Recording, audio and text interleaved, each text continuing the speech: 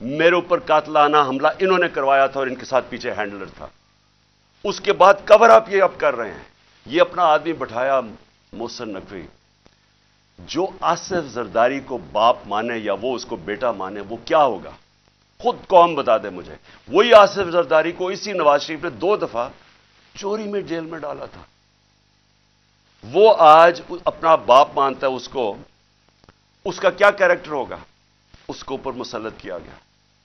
وہ police officers کو یہاں مسلط کیا جنہوں نے 25 مئی کو ہمارے پر ظلم کیا, اور یہ الیکشن کمیشن کو شرم نہیں آئی کہ ہم نے کہا ہزاروں آفیسرز لگا رہے ہیں آپ, لیکن یہ 23 آفیسرز نہ لگائیں جنہوں نے ہر قسم کا تشدد کیا تھا ہمارے اوپر.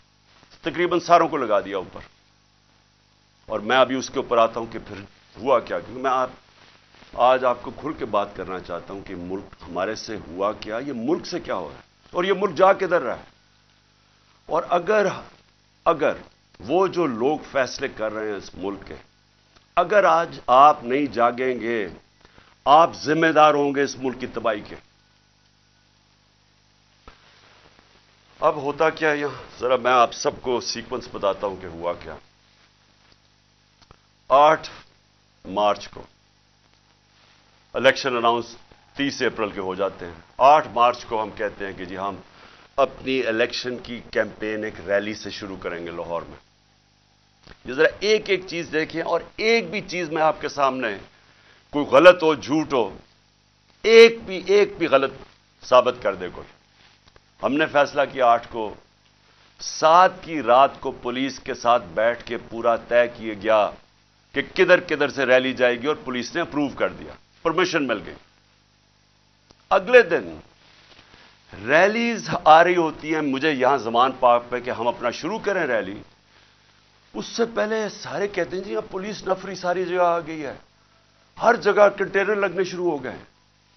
ہمیں حیران کہ ہمیں تو پرمیشن دے دی تھی. جب پہلے پولیس کھڑی ہو جاتی ہے اور رائٹ پہ پوری وہ پہن کے ہیلمٹس, ایک دم پتہ چلتا جی دفعہ 144 لگ جاتا ہے. الیکشن جب اناؤنس ہو جائے دفعہ 144 کیسے لگ سکتا ہے؟ کبھی پاکستان کی تاریخ میں لگا؟ اس کے بعد وہ ریلیز آ رہی ہیں, ان کے اوپر واٹر کینن شروع ہو جاتی ہے اور ٹیئر گیسنگ شروع ہو جاتی ہے. وہ سارے وہاں رک جاتے ہیں. ہم سب حیران, میں یہ انتظار کر رہا ہوں ریلیز کا. 3:30 بجے مجھے آنا تھا انہوں نے لینے کے لیے. اگلے 1 گھنٹے میں خبریں آنی شروع ہو جاتی ہیں کہ جی وہاں ٹیئر گیسنگ ہو رہی ہے, مار رہے ہیں, گاڑیاں توڑ رہی ہے پولیس. یہاں ورکرز کھڑے ہو جاتے ہیں کہ جی کیا انسٹرکشنز ہیں. میں 5 بجے اپنی ریلی کینسل کر دیتا ہوں, کیونکہ مجھے پتا تھا کہ اگر اب یہ اشتعال دلوا رہے ہیں, کچھ بھی ہم کریں گے یہ مزید اور بگڑے گی. کیونکہ ان لوگوں کا ایک 1 پوائنٹ ایجنڈا ہے کہ کسی نہ کسی طرح الیکشن نہ ہو. تو مجھے پتا تھا, میں نے فوری کینسل کیا کہ انتشار نہ ہو, کیونکہ بہانے ڈھونڈ رہے ہیں جی پیسے نہیں ہیں الیکشن کے لیے, وہ جی یار سیکورٹی سچویشن ہے الیکشن کے لیے. ہر قسم کا بہانہ استعمال کیا جائے, کسی طرح یہ مجرم پیشہ لوگ الیکشن نہ لڑیں. کیونکہ 37 بائی الیکشنز میں سے 30 ہار چکے ہیں.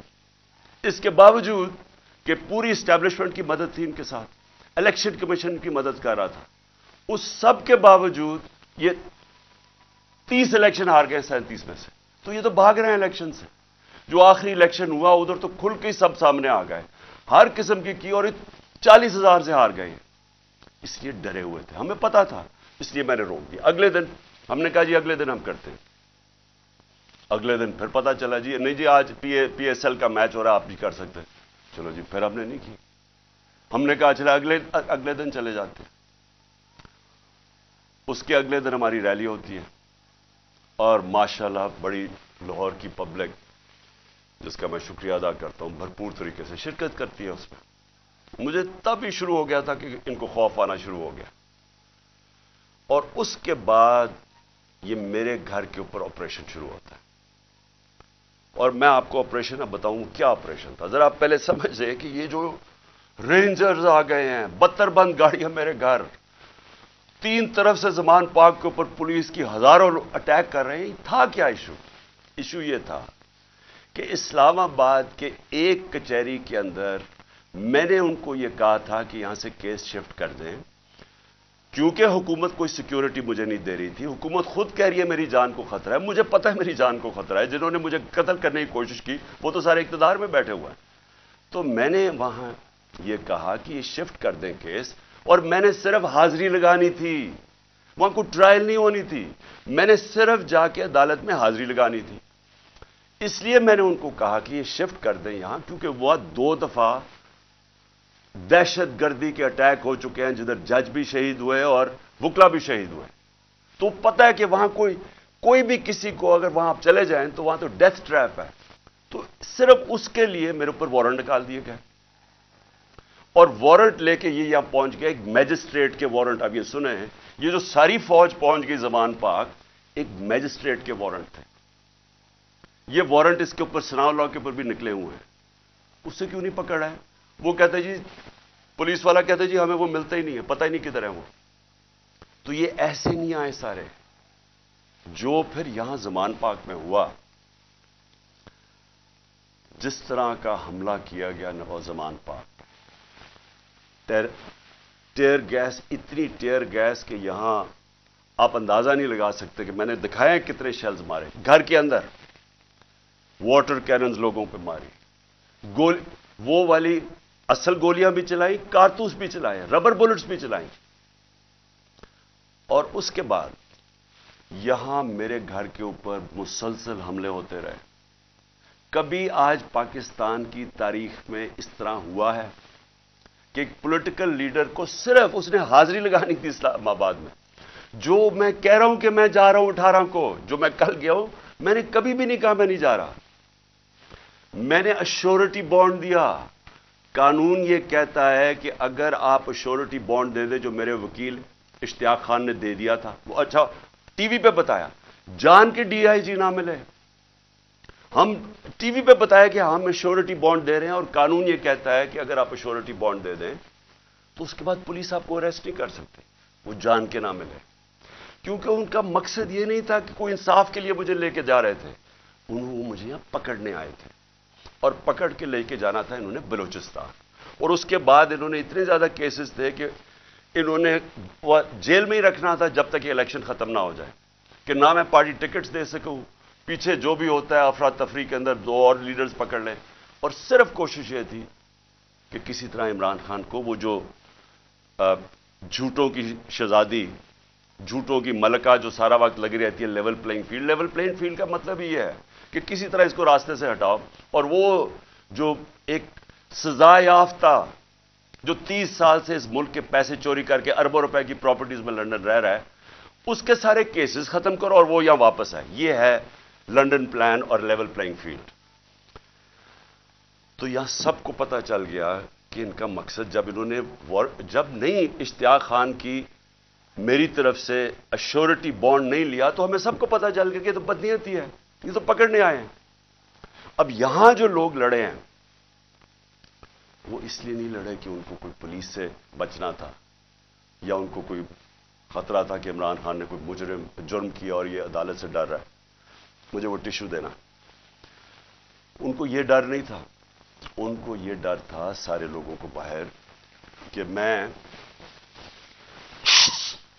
ابھی تک یہاں اس کا پتہ نہیں کیا انہوں نے چھوڑا، ہمارا فیکٹر اس کا.